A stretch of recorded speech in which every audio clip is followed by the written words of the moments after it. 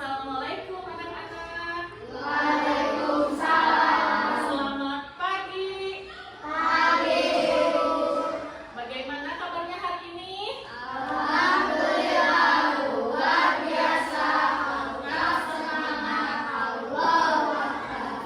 Alhamdulillah ya, kita semua hari ini dalam keadaan sehat dan kita semua hari ini bisa mengikuti pembelajaran sebagaimana biasanya. Sebelum belajar, alangkah baiknya kita berdoa dulu supaya kegiatan pembelajaran hari ini dalam lindungan Allah Subhanahu wa Ta'ala. Berdoa dimulai.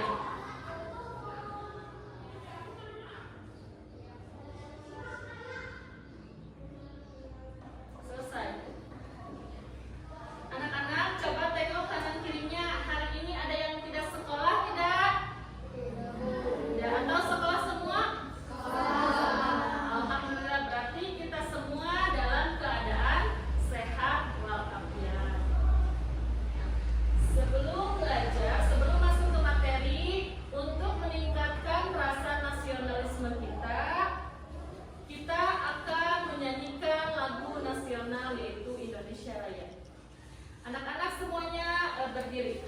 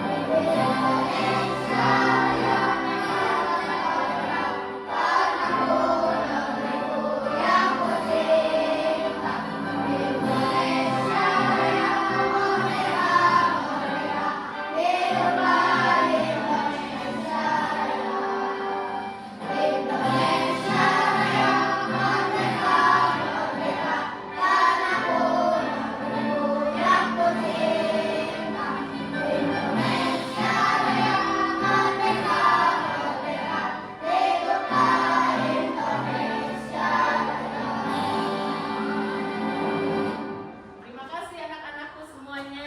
Silakan kalian duduk kembali.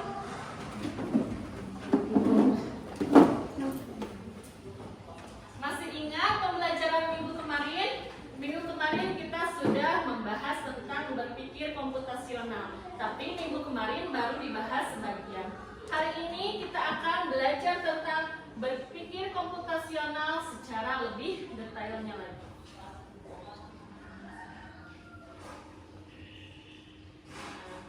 Jelajahi dunia berpikir komputasional.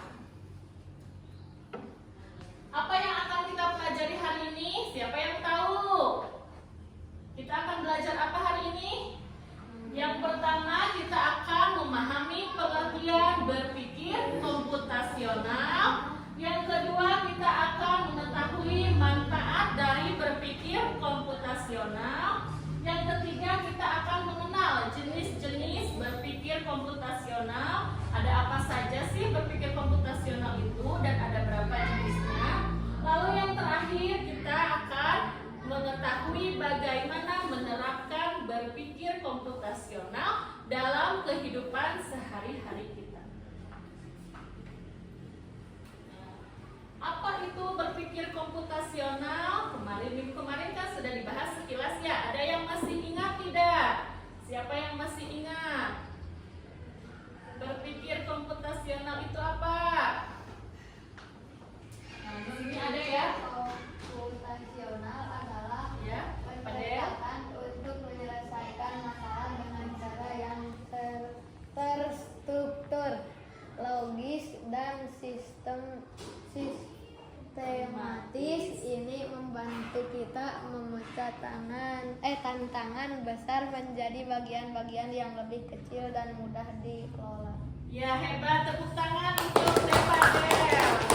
Ya, jadi berpikir komputasional itu adalah pendekatan untuk menyelesaikan masalah dengan cara yang terstruktur, logis, sistematis, dan ini membantu kita untuk memecahkan masalah-masalah dalam kehidupan sehari-hari. Jadi berpikir komputasional itu meskipun ada kata komputasionalnya atau berhubungan dengan komputer, tetapi juga bukan hanya untuk komputer. Meskipun namanya komputasional, tetapi ini adalah keterampilan hidup yang bermanfaat bagi setiap orang di setiap hari dalam berbagai situasi. Lalu yang tadi sudah Ibu katakan, yang kedua kita akan belajar tentang manfaat berpikir komputasional. Apa saja manfaat berpikir komputasional dalam kehidupan sehari-hari? Siapa yang tahu? Yang pertama yaitu untuk memecahkan masalah, membantu mengubah masalah kompleks menjadi bagian yang lebih sederhana, atau dalam bahasa lainnya membantu kita dalam memecahkan masalah yang besar menjadi bagian-bagian terkecil atau menjadi masalah kecil sehingga mampu ditemukan solusinya. Manfaat yang kedua yaitu berpikir logis dan kritis. Melatih kita untuk berpikir secara runtut atau berurutan, menilai informasi dan membuat keputusan yang tepat. Manfaat yang ketiga, siapa yang bisa baca? Siapa yang akan membacakan manfaat yang ketiga? Ayo, Alessa. Meningkatkan kreativitas, memungkinkan kita untuk menemukan berbagai cara dan solusi untuk setiap tantangan. Ya, bagus, hebat, Alessa. Mendorong kita untuk menemukan berbagai cara dan solusi inovatif untuk setiap tantangan. Nah, selain manfaat tadi, ada juga manfaat yang lainnya, yaitu pengambilan keputusan. Manfaat yang keempat yaitu pengambilan keputusan. Membantu kita menganalisis situasi dan membuat pilihan yang paling efektif dan tepat. Lalu manfaat selanjutnya yaitu, Rasid, silakan dibaca. Ini Membiasakan diri untuk mendekati setiap tugas atau masalah dengan langkah-langkah yang jelas dan organisir. hebat, bagus ya Rasid. Membiasakan diri untuk mendekati setiap tugas atau masalah dengan langkah-langkah yang jelas. Jadi intinya bisa membantu kita dalam menyelesaikan masalah dengan langkah-langkah yang jelas dan terorganisir. Yang terakhir, Lupi, silahkan dibaca. Kemampuan kita untuk menghadapi dan mengatasi berbagai rintangan sehari-hari dengan lebih percaya diri. Pintar, Lupi. Memperkuat kemampuan kita untuk menghadapi dan mengatasi berbagai rintangan dalam kehidupan sehari-hari dengan lebih percaya diri. Nah, itu adalah contoh-contoh manfaat dalam berpikir komputasional. Dengan kita berpikir komputasional, maka kita mampu menyelesaikan masalah-masalah yang terjadi dalam kehidupan sehari-hari kita semua. Nah, ada berapa saja jenis berpikir komputasional itu? Siapa yang tahu? berapa? Ada 4. Yang pertama dekomposisi. Apakah itu dekomposisi? Dekomposisi itu adalah memecah masalah besar menjadi bagian-bagian yang lebih kecil, lebih mudah dipahami dan lebih mudah dikelola. Misalnya dalam kehidupan sehari-hari kita sering melakukan kegiatan upacara bendera, yaitu setiap hari apa? Hari Senin. Setiap hari Senin kita melaksanakan kegiatan upacara bendera. Nah, contoh dari dekomposisi itu yaitu kita bisa menulis atau menentukan langkah-langkah sebelum kita melaksanakan kegiatan upacara bendera. Contohnya misalnya sebelum melakukan upacara bendera, yang pertama dilakukan adalah menyiapkan petugas, lalu petugas tersebut melaksanakan tugasnya dengan sebaik-baiknya. Nah, itu adalah secara garis besarnya langkah-langkah dalam kegiatan upacara bendera. Yang kedua, jenis berpikir komputasional yang kedua yaitu pengenalan pola, mengidentifikasi kesamaan, tren atau pola dalam masalah yang berbeda dalam data yang kita miliki. Setiap orang pasti punya pemikiran yang berbeda, tetapi ketika kita berdiskusi, maka kita akan menemukan satu solusi dengan kerjasama. Kita akan menemukan titik yang sama ketika berdiskusi tersebut. Nah, itu salah satu dalam pengenalan pola atau mengidentifikasi kesamaan dari berbagai masalah yang berbeda atau masalah atau data yang kita miliki. Nah, yang ketiga yaitu ada abstraksi. Siapa yang bisa menyebutkan atau menjelaskan apa itu abstraksi? Ayo, siapa yang bisa? Abstraksi yaitu fokus pada informasi yang paling penting dan relevan, mengabaikan detail yang tidak perlu atau mengganggu. Misalnya tadi dalam menentukan langkah-langkah suatu kegiatan, maka kita ambil hal-hal yang pentingnya saja, lalu kegiatan atau hal-hal yang kurang pentingnya dibuang. Jadi kita bisa mencari informasi yang paling penting-pentingnya saja. Yang terakhir ada algoritma. Apa itu algoritma? Menyusun serangkaian langkah-langkah logis dan terurut untuk menyelesaikan masalah atau mencapai tujuan. Ya, hebat, Fadel, pinter, bagus. Algoritma yaitu menyusun serangkaian langkah-langkah logis dan teruntut untuk menyelesaikan masalah atau mencapai tujuan. Hal ini sering kita temui dalam kehidupan sehari-hari. Misalnya kita akan membuat nasi goreng, maka kita bisa menyebutkan langkah-langkah membuat nasi goreng tersebut dari mulai persiapan bahan sampai dengan nasi goreng itu bisa disajikan di atas meja.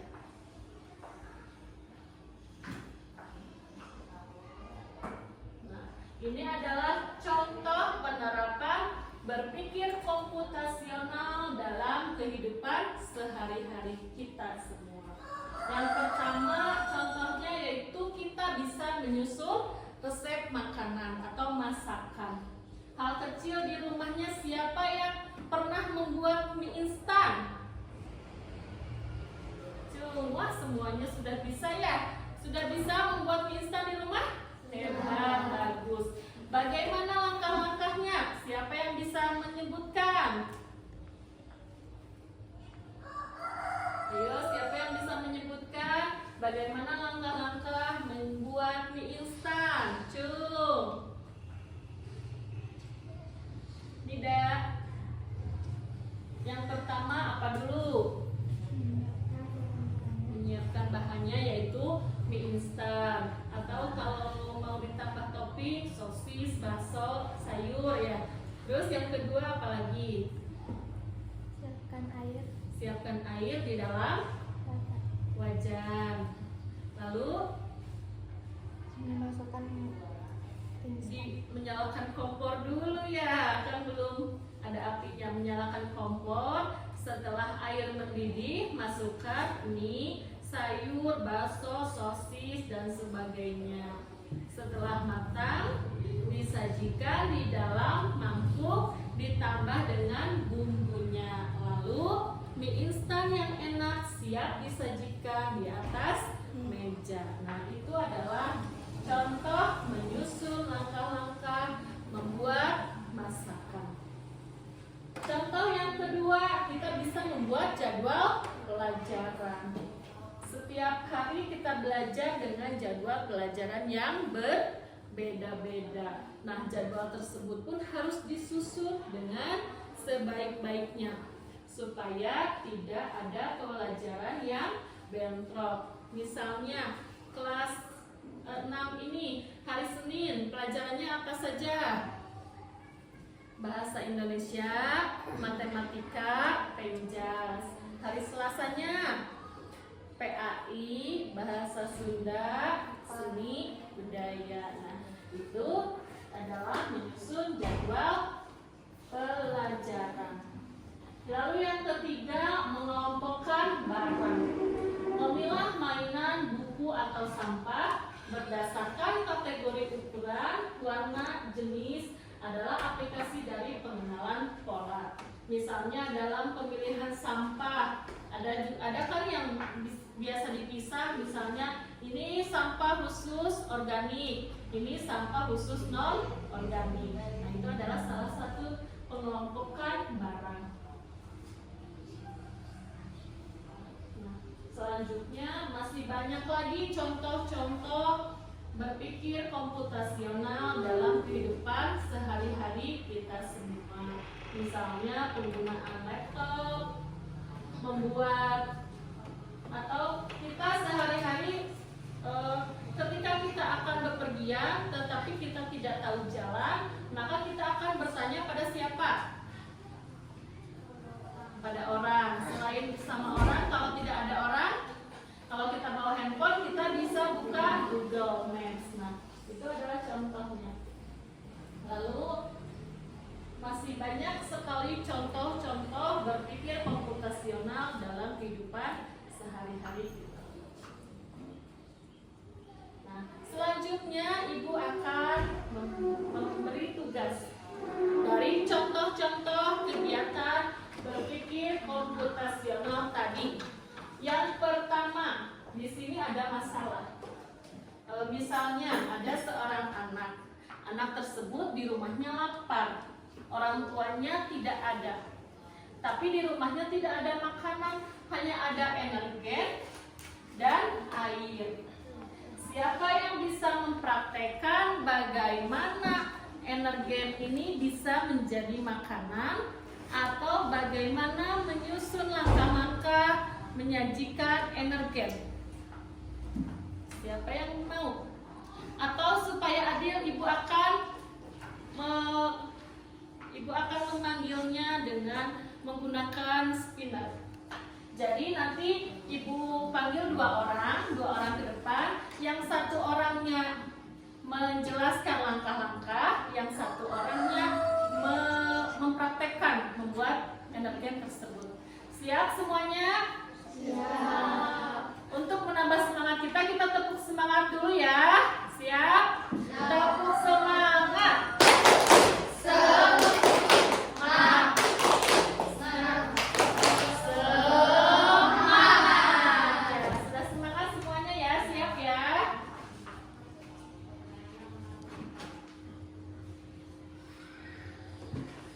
Nah, siapa ya yang berpanggil dua orang? Siap-siap.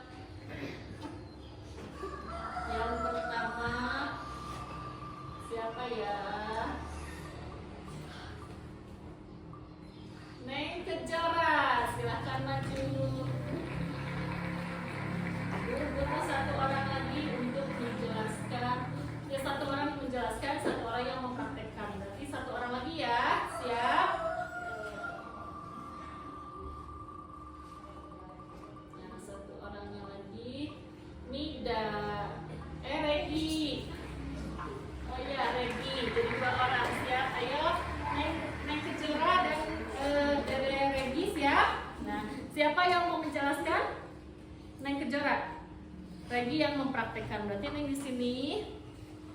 Neng di sini, sob. Regi yang mempraktekkan. Silakan bagaimana dari awal pertama sampai terakhir sampai energen ini bisa disajikan di gelas. Yang pertama, langkah yang pertama apa dulu? Silakan disebutkan, Neng.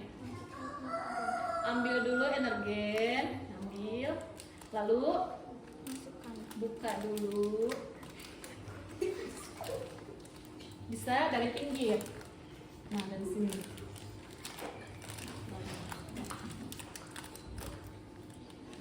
Lalu setelah dibuka, jangan dulu. Apa yang ketiga? Langkah ketiga nih.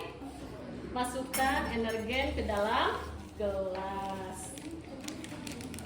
Setelah itu, nah setelah energennya masuk, lalu yang langkah yang keempat yaitu masukkan air ke dalam gelas. Pelan-pelan, awas panas. Airnya secukupnya ya, jangan satu gelas penuh, nanti tidak manis. Setelah itu aduk-aduk energen di dalam gelas supaya manisnya rata. Sudah selesai? Sudah. Setelah itu energen siap disajikan. Betul tidak urutannya? Betul. Kalau urutannya tidak betul, tidak akan seperti ini. Berarti urutannya sudah benar. Makanya energinya sudah siap disajikan. Bagus ya, tepuk tangan untuk teman kita. Tepuk hebat. Aku hebat. Kamu hebat. Kita hebat. Tepuk tangan, silakan. Itu adalah contoh melaksanakan atau membuat langkah-langkah suatu kegiatan membuat makanan. Selanjutnya ibu punya gambar ini. Nah, tapi ini berkelompok. Ibu akan membagi ke dalam 3 kelompok. Kelompok 1, kelompok 2, kelompok 3. Nanti gambar ini akan ibu tempel di sini. Ini namanya permainan memory games. Gambarnya ibu tempel di sini. Nanti setiap kelompok harus membuat gambar ini sama seperti ini di papan tulis. Misalnya kelompok 1 ada 5 orang. 1 orang menggambar ini di depan. Nanti orang kedua menggambar bintangnya. Orang ketiga menggambar ini. Pokoknya harus sama seperti gambar ini. Mengerti? Siap semuanya? Siap. Nah, ibu simpan gambarnya di sini. Nanti balapan ya, 3 kelompok balapan. Siapa yang paling cepat dia pemenangnya. Nah, di sini di papan tulis sudah ibu siapkan untuk kotaknya.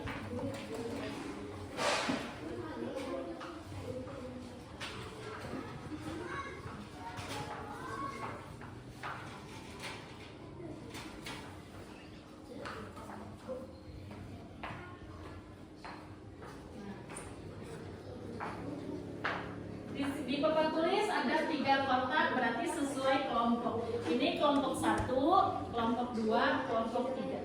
Sudah siap semuanya? Siap. Ayo semuanya kita berdiri, kita mulai. Kelompok 1 di baris di sebelah sini. Kelompok 2 baris sebelah sini, ke belakang sana, di sini. Mundur deh. Nah, Neng Putri sebelah sini, baris ke sana. Kelompok 3 sebelah sini. Nah, ini untuk kelompok 1, ini kelompok 2, kelompok 3.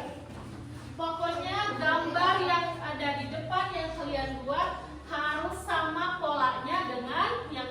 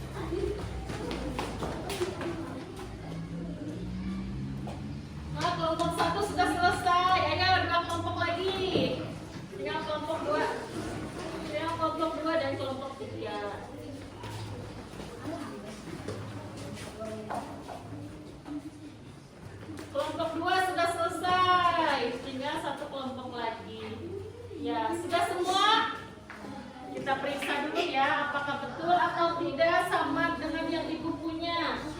Yang pertama ada gambar segitiga. Betul? Betul.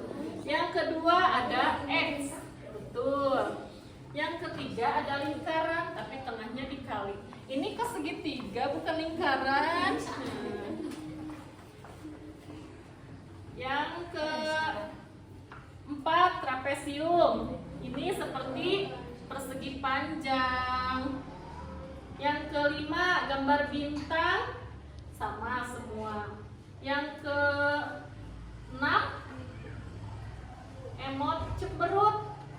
Ini persegi, ini cemberut, sudah betul.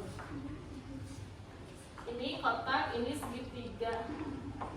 Ya, yang ini bukan. Ini betul.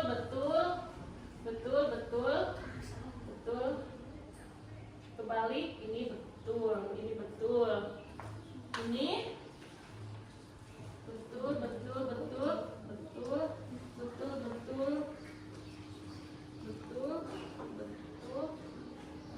Ini bukan segitiga. Yang ini betul. Ini salah. Ini betul. Nah, siapa yang paling banyak yang betul? 1, 2, 3, 4, 5, 6, 7. Ini 7. 1, 2, 3, 4, 5, 6, 7. 1, 2, 3, 4, 5, 6, 7, 8, 9. Ini banyak. 1, 2, 3, 4, 5, 6, 7, 8, 9. Nah, jadi kelompok 2 dan kelompok 3 sama ya, betulnya 9. Kelompok 1 betulnya 7. Tidak apa-apa ya. Kalian semua sudah hebat. Nah, kita tepuk hebat lagi. Tepuk hebat. Aku hebat. Kamu hebat. Kita hebat. Semua hebat. Nah, sudah pintar semuanya. Sudah bisa mempraktekkan berpikir komputasional. Silahkan duduk kembali.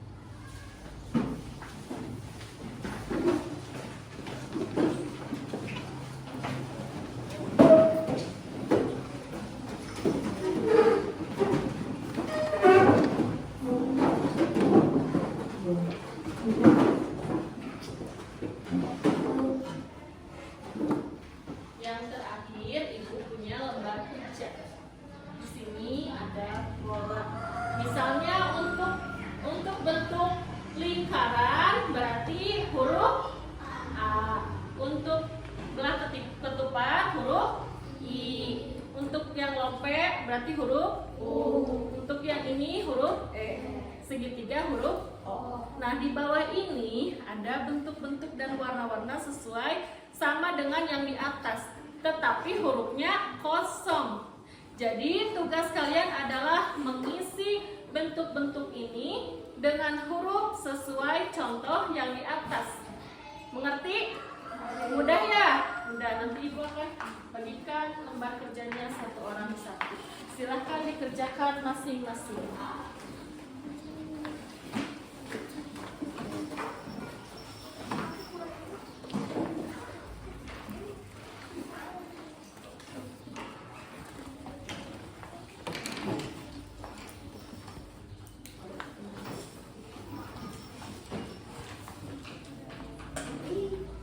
Silahkan dikerjakan masing-masing di data kelompok. Harus sesuai dengan contoh yang di atas. Warna dan bentuknya harus diisi dengan huruf yang ada di contoh di atas.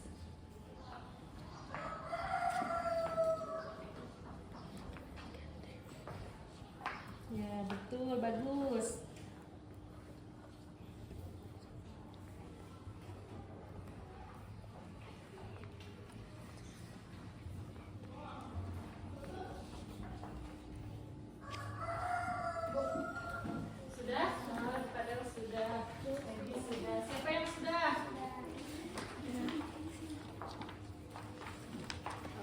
Sudah ya? Sudah. Sudah? Sudah?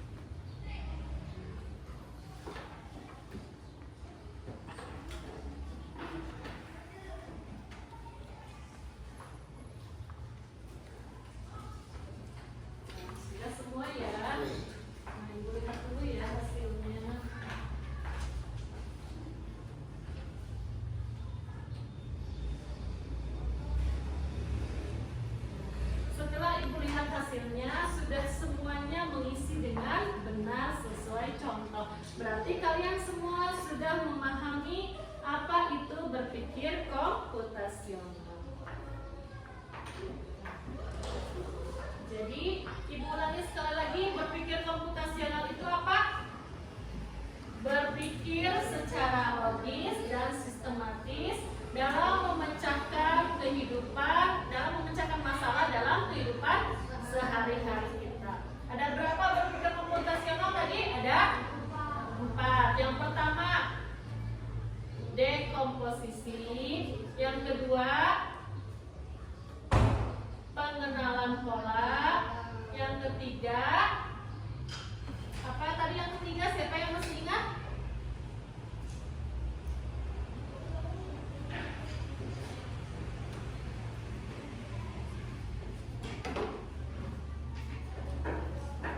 Yang ketiga apa tadi? Abstraksi. Dan yang terakhir algoritma. Nah, itu berpikir komputasional. Sangat bermanfaat sekali ya dalam kehidupan kita sehari-hari dalam memecahkan masalah-masalah yang terjadi di kehidupan kita. Nah, itu saja pembelajaran kita hari ini, yaitu mengenai pembelajaran mengenai berpikir komputasional. Minggu depan kita berjumpa kembali dalam pembelajaran selanjutnya. Sebelum ditutup, kita berdoa terlebih dahulu. Berdoa dimulai.